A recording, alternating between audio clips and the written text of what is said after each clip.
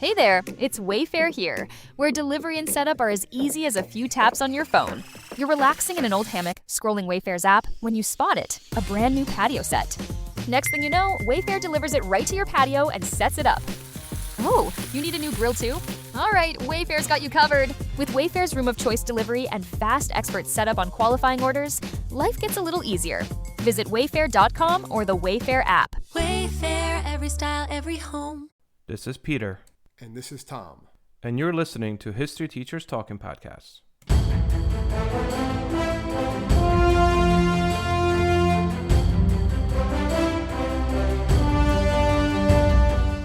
All right, this is Peter Zablocki and Thomas Reska, and welcome back to our podcast. Tommy, what do we got? All right. Well, today we are going to be looking at something that we've been talking about that we were going to do for a while, right? Back and forth. Other people have said, hey, when are you going to get to this? So we finally decided, let's do it. So we're going to be looking at the Forgotten War, right? So Yep. We're not forgetting it anymore. So we're going to be looking at the Korean War. And I know people are Korean conflict. I know it's not a war. People are going to be talking about it's not actually a war. Yes, we're aware of that. We'll get to that. We'll talk about that. But yeah, we're going to be looking at the Korean conflict, the Korean War from 1950 to 1953. And yes, technically still going on today. We'll get into all that. It's a war, though. Stuff. Yes. It's a war. Well, people are dying, people are fighting, but the U.S. wasn't technically at war. Which actually starts a pretty bad precedent going forward, which Yes. we'll get to. All right, so we're talking about the Korean War, and I actually learned a lot, and I teach this like every year. I've taught this for years, as you have, I'm sure, but I never really looked into the intricacies of this. Well, why not? From the global perspective. Well, dude, when you teach you're AP doing Korean your War, students a disservice, man. dude, Korean War and AP teaching it for AP is Yeah, it's literally one class. For AP, even World War II is like a question. No. It's Korean War is literally like it's 45 minutes. Yeah. That's all I have time for it. And I know all the stuff there's to know to it, but now when I started deeply researching into the origins, dating back to 1910 and the Japanese takeover, I never really, I knew about the Japanese takeover, but I never really read into it. So I learned a lot doing this research that, you're right. I'm doing a disservice to my students because my curriculum wants me to only spend 40 minutes. Remember that. Nonetheless. Anyway, so just so we're on the same page, this is actually referred to by different names. I didn't know this, depending where you are in the world. So in South Korea, the war today is taught and referred to simply as the 625 War, the 625 War, which is reflecting the date of when it commenced, which was June 25th. Right. And then in North Korea, the war is referred to and taught apparently, because, North Korea, we don't know. But apparently it is taught as the Fatherland Liberation War. I was like, okay, cool. Yeah. Sometimes also I heard it called the War of American Aggression. Yeah, I could see that. And by us in the United States and in most of the English-speaking world, it's known simply as the either Korean War or the Forgotten War. Yeah, it gets that Forgotten War, particularly in American history, I'd say, because you have World War II before it, which is World War II, right? Indeed. And then in American history, you have Vietnam, which is a much more influential time period in American history. So you have this war kind of sandwiched in between the two, which is one reason why it's called the Forgotten War or whatever, because it kind of gets lost in the middle of that, the social upheaval of Vietnam and then the massive amount of history and global conflict of World War II. But this could have really easily have snowballed into World War III. Remember, this happens only 5 years after World War II ended. Yep. And at this point, both Soviet Union and the United States have atomic weapons. Have nuclear weapons. And that's probably why, I guess we can get into the discussion right now, that's probably why it didn't snowball into World War III. It really was ready to. It could have. But a lot of historians argue, and I can see that side of the argument, is that the deterrent here, I'm not saying they're a good thing, but the deterrent of nuclear weapons kind of slow things down a little bit. I think the number one thing, and we'll get to this a little more further later on, but the sheer fact that the United States fires one of its most decorated generals to avert going into an atomic conflict, that shows a little bit that each nation, specifically for the United States, is very much like, whoa, hold on. This got a little too close. So I think what we're going to do, back once they start, yeah. Yep. So I think what we're going to do is we're going to quickly get into some of the stuff that I actually research a lot more in this case too. It's just the early rule and how this came about, the division of Korea and what happened beforehand, and then we'll get into 625, and basically the start of the war will get into the U.S., or rather, we should say the UN involvement, because the United States, this is not a United States war. This is a No, United it's a Nations UN war. police action, right? Yep. Technically, the UN police action. Although 90% of all UN forces were American forces. Yeah, they were the ones doing most of the fighting, most Yep. of the supplies and stuff. But it was Yep. technically a UN force. Yes. Yeah.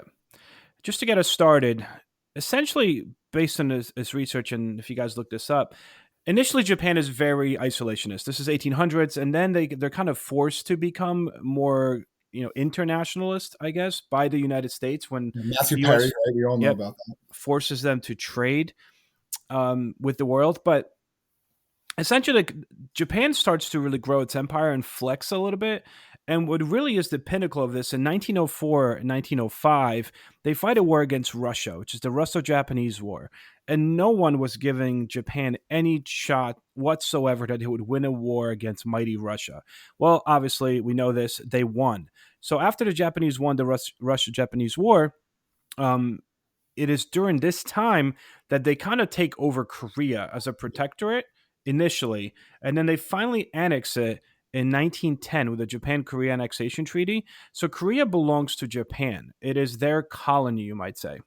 And they ruled it for about 35 years until Yep. after the end of World War II. And then Yep. the U.S. and the Soviet Union divide Korea. They And do. they both have two zones of occupation, and it is divided where it still is divided today, the 38th parallel. This is an interesting thing. I don't know if you saw this. When they were actually thinking about dividing this, so again, a lot of intricacies here, but Japan, after the dropping of the second atomic weapon, it's very obvious Japan is going to surrender. World War II ends. Well, within 3 days after dropping the weapon, the second atomic weapon, where it's obvious that Japan is going to surrender, Russia declares war on Japan to, quote unquote, help us out. And right away, what they do is they invade Manchuria and start racing towards Korea. So supposedly this is, the good old Uncle Joe Stalin helping us out, and he's invading and fighting against the Japanese, but everyone knows that Japan is done. Like, there is nothing to fight for here There's anymore. nothing they're not going to be able to do So- anything. Exactly. Yeah, so what Soviet Union's doing is they're trying to land grab at this point. So it is very much, when I looked at this, it was interesting. And it stuck out to me because it happened on August 10th, which is my birthday. But I know you have these two U.S. colonels, right, that are assigned basically to divide Korea into Soviet and U.S. occupation zones, knowing that the United States armies in the Pacific are so stretched thin from the island hopping campaign, they might not make it to Korea in time. Meanwhile, they know that the Soviets are basically rushing through to get all this land. So knowing that Japan no longer controls this, Japan is, going to be taken over even for a time by the United States as a military occupation. These guys decide on the 38th parallel because it's actually a little bit further north. So they were nervous that, like, if they didn't make it in time, they hoped that Stalin would honor the idea of them being together, and he would stop at the 30th parallel, even though it was a little bit Because he above. could have probably taken all of Korea. Of course. Yeah. He did. Actually, they got there 3 weeks beforehand. So the Russians got through Korea to the 38th parallel, and then they waited for 3 weeks for the U.S. forces to catch up from the bottom. And at that point, again, we're still friends, right? So at that point, it's decided, all right, it's cool. We're going to divide this very much like we did Germany, and this is going to be a temporary division, occupation of Korea into North Korea and South Korea. What we should also mention at this point is that what you have Kim Il-sung is basically a communist leader in Korea during the World War II and overall Japanese rule and occupation, and he kind of becomes like a national hero for a lot of Koreans. And even though he's communist, he's the one that kind of fought the Japanese in Korea and in Manchuria. Yeah, because the Japanese were not, if you know anything about history, they're not exactly the most. They were not the good guys. Yeah, at this time, they're definitely not the most civil of overlords, I guess you could say. And they definitely look down on Koreans at this time. That's a whole other thing to talk about. But anyone who is fighting against the Japanese and fighting off Japanese oppression, they're going to become heroes. They're going to become icons, and that's basically what happens there. He winds up becoming. Be careful what you ask for, but yeah, eventually, right? And so essentially you have the U.S. and Soviet Union have this joint commission in December of 1945, and they agree at this Moscow conference that they're going to grant independence to Korea after a 5-year like trustship, right? Trusteeship, I guess. It was not necessarily popular with the Koreans because the Koreans are like, wait, like we were just occupied for 30 years by the Japanese. You guys came out of nowhere, and now you're trying to tell us that we're not going to become independent for another 5 years? No, no, no, no. Like that's not how it's going to work.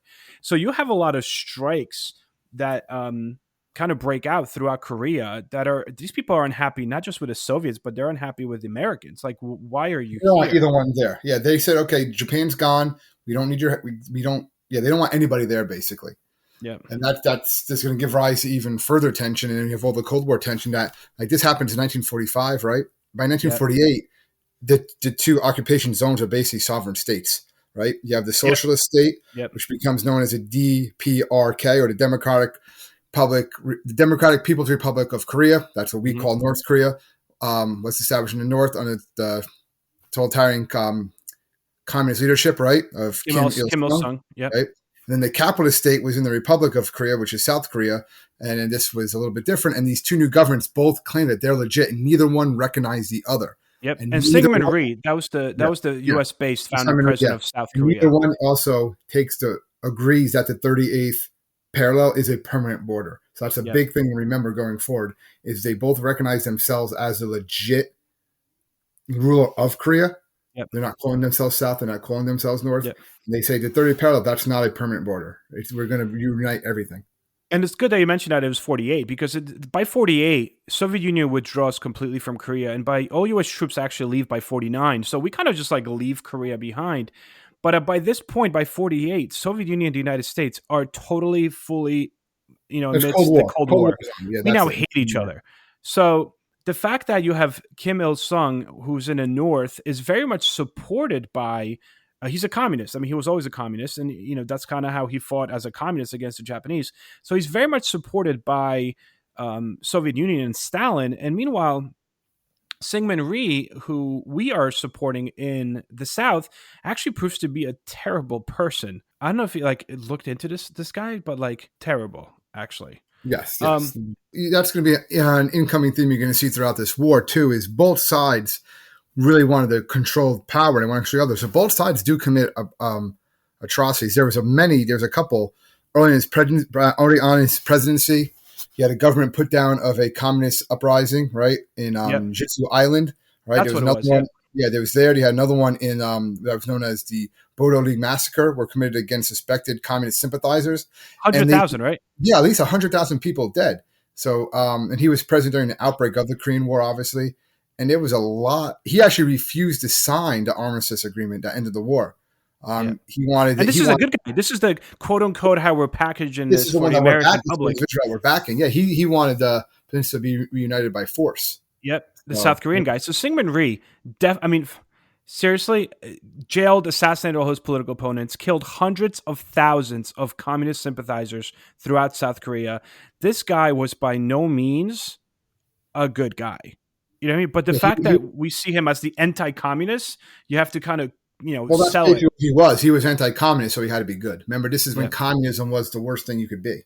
So, I mean, his own people rebelled against him, even in the even later on in the 60s. He had to be flown out, and the CIA flew him out to Honolulu. That's where he eventually died in Nuts, 1965. They had to get him out of there, but he was reelected. Nuts. March of 1960, he came back to power again. But yeah, he just was. There was just a lot of strife with him. It wasn't exactly the dove leadership that right. sometimes they get pointed out to be. When I started looking into this as well, I noticed that the fighting itself actually took place for many years before 1950, the officials started the war and invasion of South Korea by North Korea. They had a lot of border skirmishes. They said about it like 10,000 North and South Korean soldiers were killed fighting before the war ever began. But then what happens is, this is kind of a side note, but there's a Chinese civil war happening nearby, and essentially in the Chinese civil war, you have the communist forces of Mao fighting against the democratic forces. Long story short, Mao wins the Chinese civil war, making China a communist nation. This is important for a couple of reasons. One, because a lot of North Korean communists actually helped and fought for the Liberation Army in China. And this is something that is kind of viewed as the beginning of a really good friendship between Mao's government and the North Korean Communist government as well. And also, this is important because of the fact that the United States is kind of, President Truman particularly, is viewed as the guy that let China slip away. Like, Yeah, and that's one reason why communism's growing. Korea. That's one reason why Korea and then obviously Vietnam are going to become what they do, is because Truman's being blamed for losing China to the communists, and they're worried about other parts of Asia falling. Then all of Asia is going to follow the communists. Right, that whole domino theory comes into effect here, and this Korea is just another example of that. Yep. Right, this is another example of why is the U.S. getting involved here? Well, they're getting involved here really to stop the spread of communism, because they see that as the biggest threat to U.S. security, right? Yep. So that's why that's this. Because if you polled most Americans in the 1950s, they didn't even know where Korea is. In fact, most Americans, even in the Korean War, it wasn't really televised. It wasn't really reported on as much as what happens, later on with the Vietnam War. It's not televised as much, the Korean War. It's not really known really what's going on quite as much. Really, Korean War doesn't come into people's consciousness. We'll get to this later on, until the TV show MASH. That's really when people start to really, and that lasted longer than the actual war did.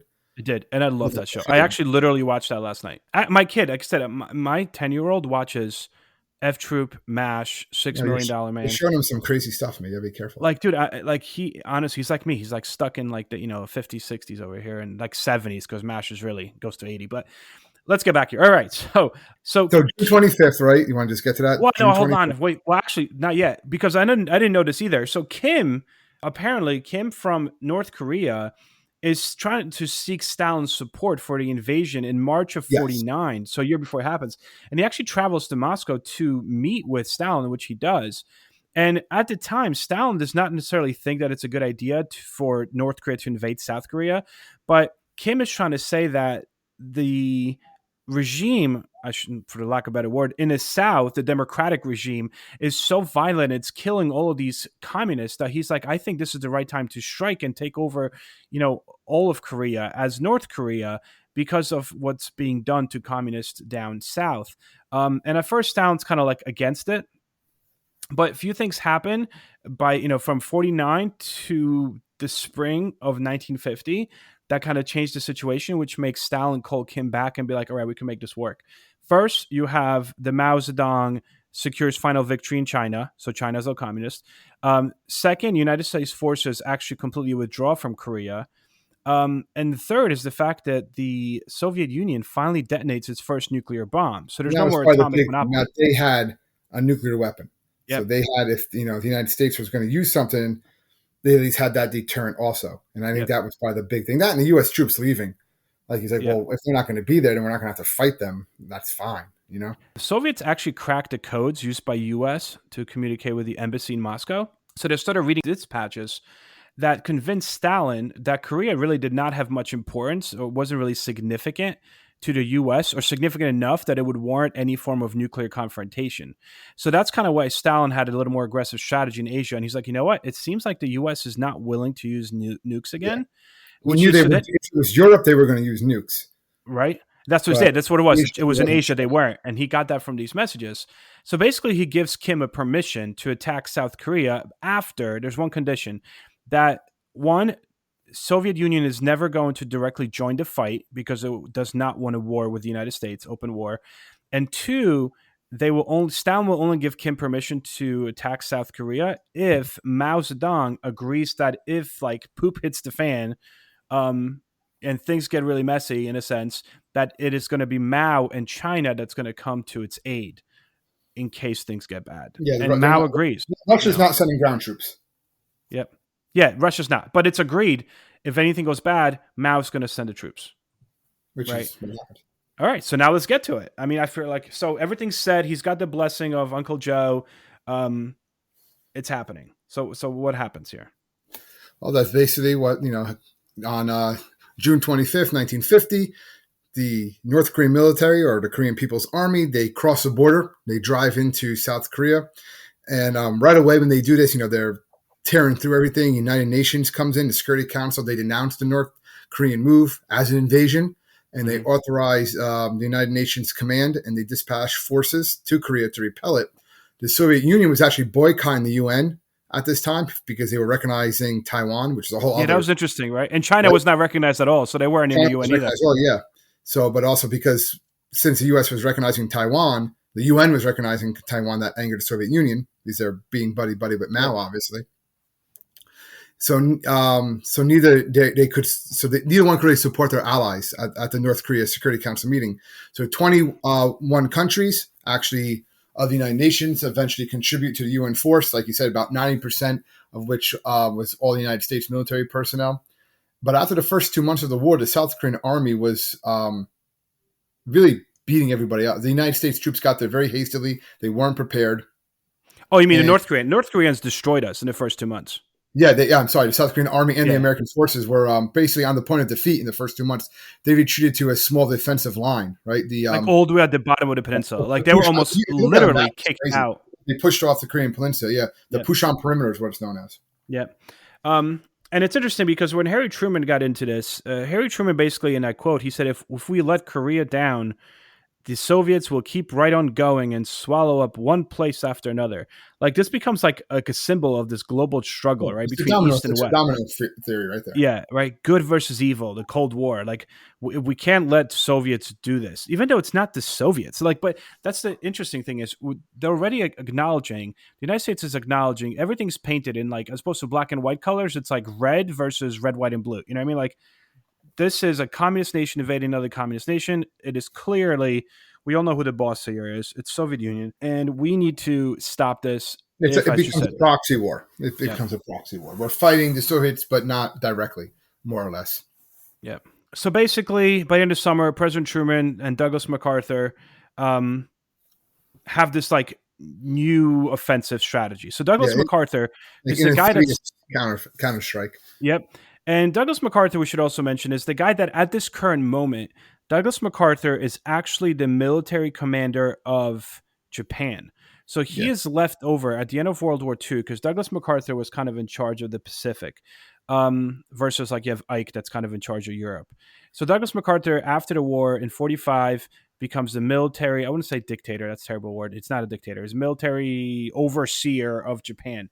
And because he's kind of close in proximity, he's the one that's put in charge by the UN forces to be in control and in charge of the UN counter strikes, I guess. Also, this war is very important, and I often mention this to my students for the sheer fact that this is what really made, Japan this huge economic power later on.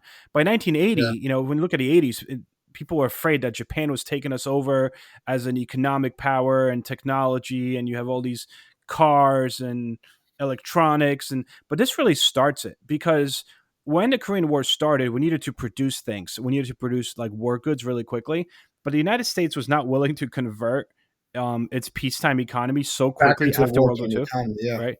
So they made the war production. They basically Korean War did to Japan what World War II did to us. Like it industrialized the crap out of it. They were, so much closer. They could get the materials there much faster. Absolutely. And from that point forward, Japan's economy has just skyrocketed going forward. Obviously not so much today, but you know what I mean. Anyway, Douglas MacArthur, new war aims. Let's just make this an offensive war. It was basically a war. We're going to liberate South Korea from the communists. What happens here is kind of interesting. First big success, the Incheon landing, right? I've seen some documentaries about this when I was younger. Which was very risky, but also very impressive because it was basically like a hook move, right? They went like around the army, come back around. So I'm trying to imagine this.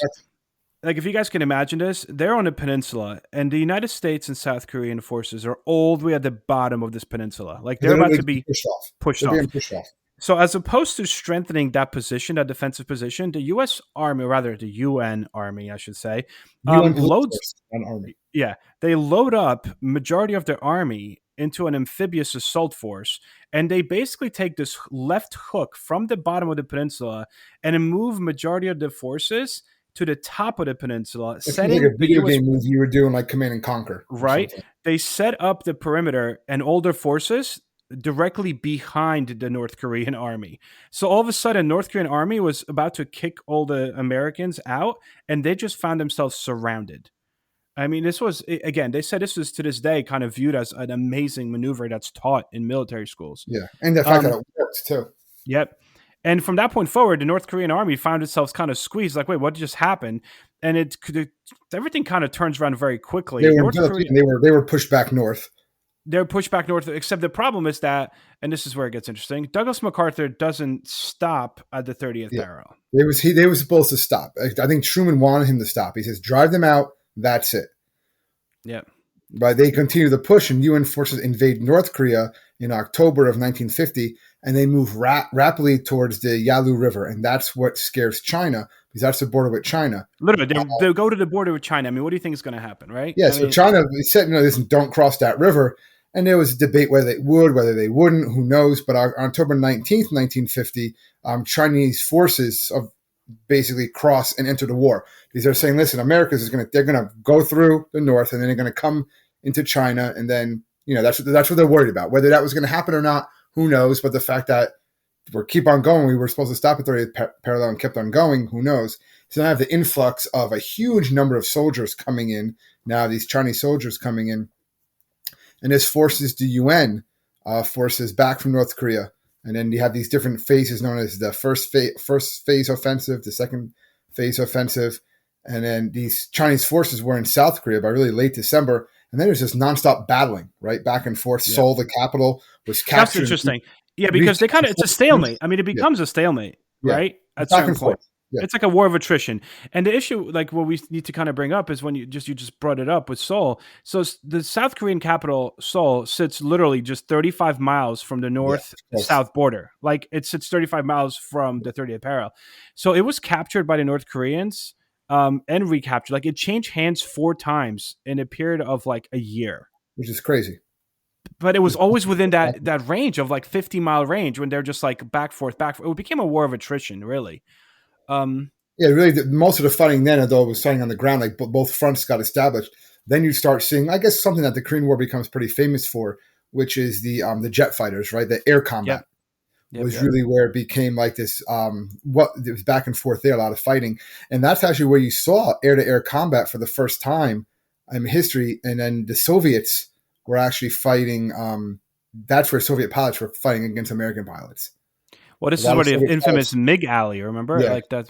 Covertly flew in defense of the communist allies during, you had MiG Alley, you had the Sabres versus the MiGs and stuff, the mid-air missile, and all that stuff. This is your Top Gun. This is like your Top Gun before Top Gun. Yeah, like the prequel of Top Gun. This is interesting, though, because, over MiG Alley, right, which is basically skies over Northwest Korea, the amount of dogfights, so many cool documentaries on the History Channel when it's still... These are jet dogfights, too. These are the first jet fighters. First ever, first jet fighter. You didn't see this really in World War II. Yeah, they just missed it. I mean, they just missed it in World War II. This is also where we start seeing actually, and again, Stalin said Russia's not fighting, but a lot of these jet dogfights were fought by Russian pilots.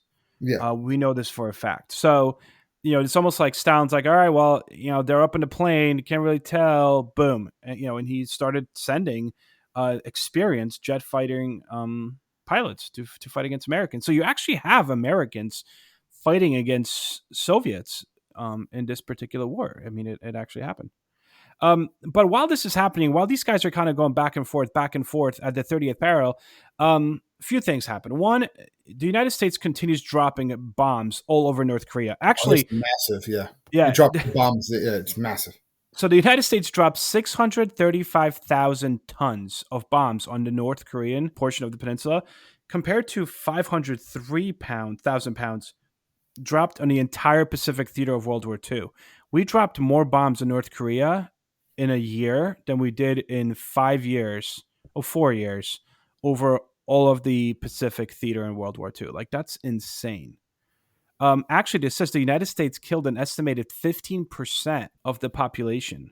That's kind of crazy. Meanwhile, I don't know if you saw this, the Korean War is often, this kind of pops up on MASH all the time, which is, as we mentioned earlier, an awesome show about this. While these guys are fighting in these like war of attrition, all within like 15 miles of this border back and forth, Korean winters were like super ridiculously cold. They said Yeah. that it would drop as low as negative 54 degrees Fahrenheit. And a lot of the North Korean and definitely the Chinese soldiers were not equipped for winter warfare. They No. kind of just very hastily, sent them across the border, so they were not equipped for that. They said that the most prevalent injury from the Korean War was not being shot. It was actually frostbite. And this is also why MASH units, or mobile army surgical hospitals, were created very basically near battlefields. These were like new innovations. They were designed to stay as close to the front as possible. So these guys could like take the entire hospital and move it within an hour. Like it was all tents, boom, move, like if need be. But they needed to be really close to every unit, mainly because of just the sheer cold, not just, the fighting, which was, again, atrocious in itself. All right. So essentially, what happens here is our general gets a little sick of this, and General MacArthur says, "You know what? Forget this." And he comes up with this idea that he's going to fix this. And how does he want to fix this? Well, he wants to basically drop nuclear weapons on China Yep. and on Korea and just take them both over. That's his general idea. Now, this was discussed ahead of time. To be fair, as early as December of 1950, shortly after the Chinese intervened, there was talk of, right, let's discuss, and I say let's discuss, like the U.S. and its allies, the UN was discussing, right, if we're going to use nuclear weapons, what scenarios would it take for us to actually use them, right? Yeah. And they're saying in 1950, Truman wasn't even considering it. They had a couple, like if China agreed not to cross the 30th parallel, then they wouldn't use nuclear weapons. But if they cross the 30th parallel, and it looks like then they are going to drop nuclear weapons. So all this, but the U.S. does come, I wouldn't say close, but the closest they get to possibly using it is in 1951. I mean, he has the targets all set up. Yeah, the target stuff. They actually are practicing doing bombing runs from Okinawa to North Korea using conventional bombs or dumping nuclear weapons. They have all the parts assembled except for the nuclear core is assembled in there. So it's an option. They want to just be ready just in case. One of the generals, General Ridgway, actually was authorized to use nuclear weapons if a major air attack originated outside of Korea. Right. So if like something like that happened, but the U.S. was also still like kind of hesitant because they knew if they used nuclear weapons, it's going to mean full out war with China.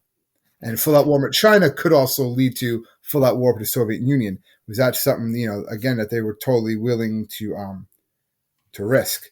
So that was kind of the debate there. But if it was up to MacArthur, it's bomb them. Yes, do it. But he also, that's another, what we have to bring up here too, is that he's not just talking about bombing North Korea. He's actually, some of his targets were in China. Like he was about to nuke China. Like it was a little crazy.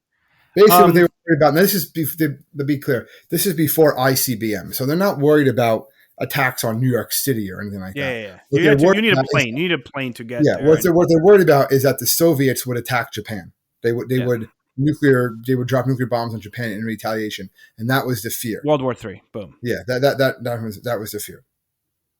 Yeah. So on April 11th, 1951, President Harry S. Truman removes MacArthur from his command for insubordination. Yeah, he fires him. In an address to Americans that day, the president basically states, and I quote, "I believe that we must try to limit the war to Korea for these vital reasons, to make sure that the precious lives of our fighting men are not wasted, to see that the security of our country and the free world is not needlessly jeopardized, and to prevent a third world war." MacArthur's fired, basically. Crazy. But it's also, this is the thing, MacArthur was such a national hero that not that Harry Truman runs against, because Harry Truman decides he's not going to run for re-election. Yeah, but also Harry Truman's public. MacArthur was the more popular of the two. Absolutely. Right. I mean, he literally returns back to the U.S. in April 51 and is honored with parades, like throughout cities. He speaks before a joint session of Congress, like criticizes Truman's Korean policy outright on TV. And no one's like, saying anything to him about it, right? I mean, it's pretty obvious at this point that like he's more popular than Truman. Truman chooses not to run for re-election, but this is the end of the Democratic Party in power for a little bit. And the reason for that is because, in 1952, you have Dwight D. Eisenhower runs for president. on a Republican ticket. And this is kind of interesting as well because he's going against Dye Stevenson, and they're like head to head in the polls. But then, literally 2 weeks before election, right? Eisenhower flat out says, "I will end the war in Korea. I'm going to bring Americans back home." Like at that point, the war's over. I mean, the election rather was over because everyone trusts Eisenhower. Of course, he ended World War II. I mean, like if this guy can't do it, no one can do it. So that basically propels him to the White House. And sure enough, I mean, he goes to Korea, and he's the one that kind of forces a truce talks. Even though the truce talks and ceasefire negotiations really started much earlier, and they probably went on for most of the war. But it basically, it's not until Ike becomes president that it's pushed forward. And obviously we can't just give everything to Ike. Stalin dies in March of 1953. Communists kind of concede on a little bit. I mean, why would you say it stopped? Because the war never ended, right? I mean, we have to say that. Technically it's the fighting stopped, right? The armistice is signed, right, on July 27, 1953. But technically the war has still been going on. So the war's been going on for over 70 years, 71 years, 6 months and 4 days. So the war is still going on, even though there's been no fighting. There's been tension and stuff like that. So no peace treaty was ever signed. There was always the assumption there would be a peace treaty. And the two Koreas are technically still at war. This is what's called a frozen conflict. In 2018, the leaders of North and South did meet at the DMZ, and they agreed towards a treaty. Never actually happened. Never, hasn't actually nothing transpired. But really, no, the whole war just kind of stopped, and then a little bit of land did change. The DMV was established right at the 38th parallel. Yep. North Korea did gain a city, the city of Kaesong, but they lose actually more land. They lose about 1,500 square miles, all right, to South Korea with this new treaty. So they get smaller. But again, it's not much. And it just it's the DMZ today, which is one of the most heavily militarized zones in the entire world, right? Yeah. Like if you go there now, what I always found interesting, if you watch the documentary, you read up on it, there's actually a office building that both sides share, and there's a room in that. Yeah, that's where it's so awesome seeing that. There's like a line drawn through it. Yeah, it's also guarded. It's guarded all the time by North Korean soldiers and South Korean soldiers. But because the United States is there too, we still have soldiers there. They were saying that how they always put like on the base, they always find like the largest American soldier they can find, the tallest one. Mm-hmm. They always put them on guard duty. Yeah, I saw that. Because they're like, they'll be like over 6 feet tall a lot of times, like 6'5", even, if you find really big ones.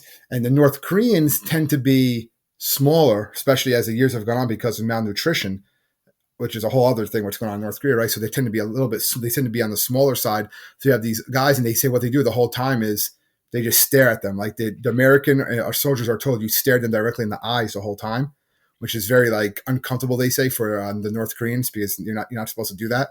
So again, it's kind of like this just like trying to just make them as uncomfortable as possible.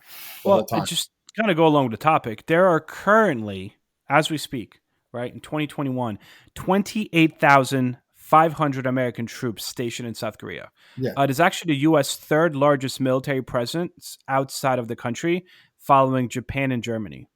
So how ironic is that? Think of World War II and the Korean War. Has picked up again. It's because of the American presence there and all the landmines. Yep. Japan, Germany, South Korea. 28,500 American troops there right now, which is nuts. But talking about this 2 mile wide demilitarized zone where most of the Americans are stationed today. Armistice 53, this goes on.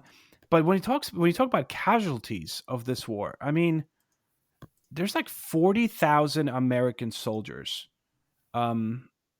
that died in this Korean action, right? And more than 100,000 were wounded. Injured, right? Right. So you have Korean War Veterans Memorial near Lincoln Memorial and National Mall. It's a really cool memorial. If anybody ever goes, there's one actually right here in Jersey too, on the Atlantic City Boardwalk. It is right on, Atlantic City Boardwalk. I have pictures by that from when I was like younger. But yeah, I mean, 40,000. And how is that a forgotten war? I don't understand. I said it's a forgotten war, but just basically from what happened. Because Vietnam. What happens after? We should do a podcast on Vietnam. I'm sure that would be a two-parter. That would have to be a two-parter. That's be a most one, yeah.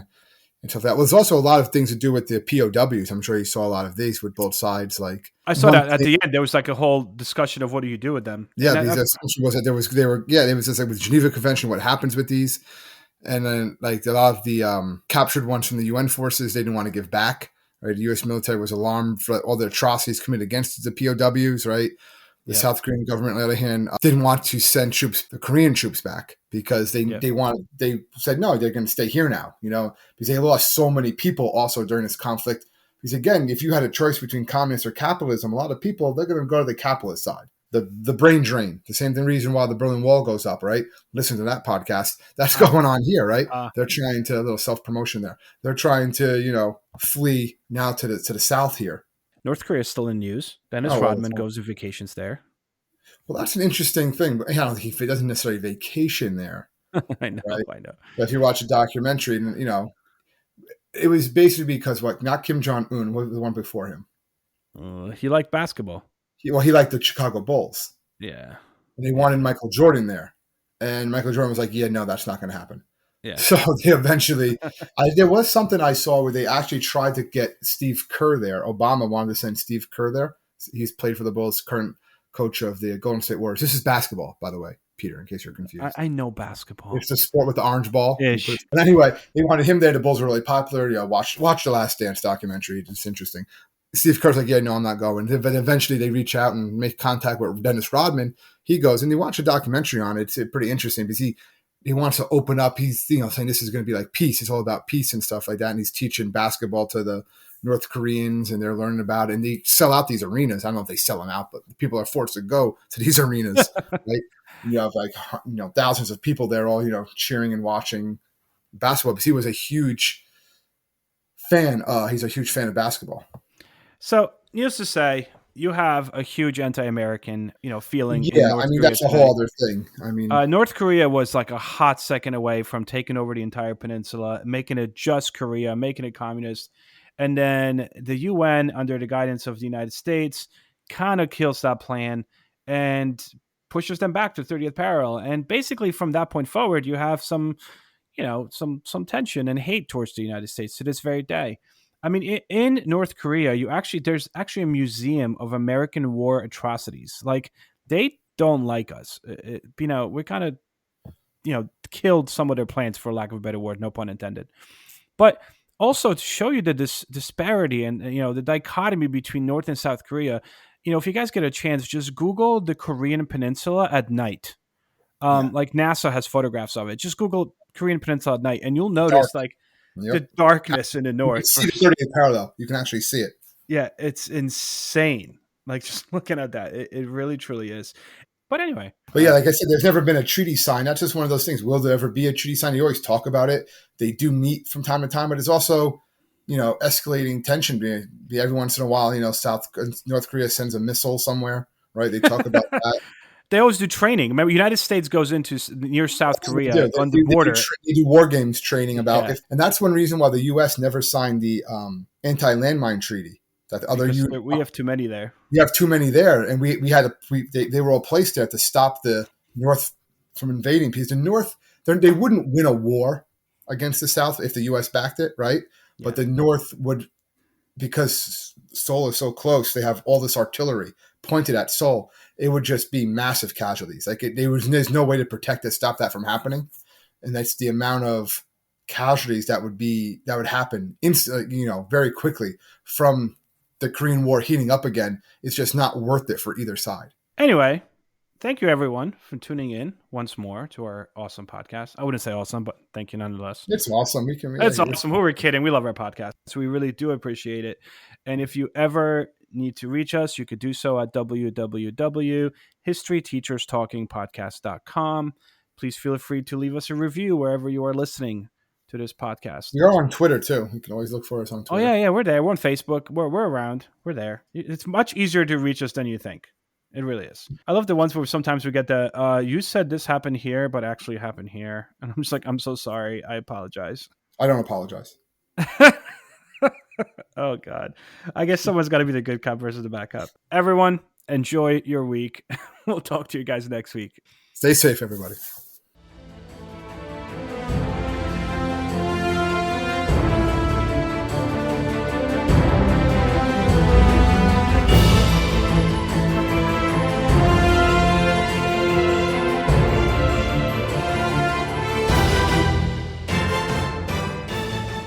hope everyone enjoyed our podcast, and if you would like to email us, you can do so at historyteacherspodcast@gmail.com.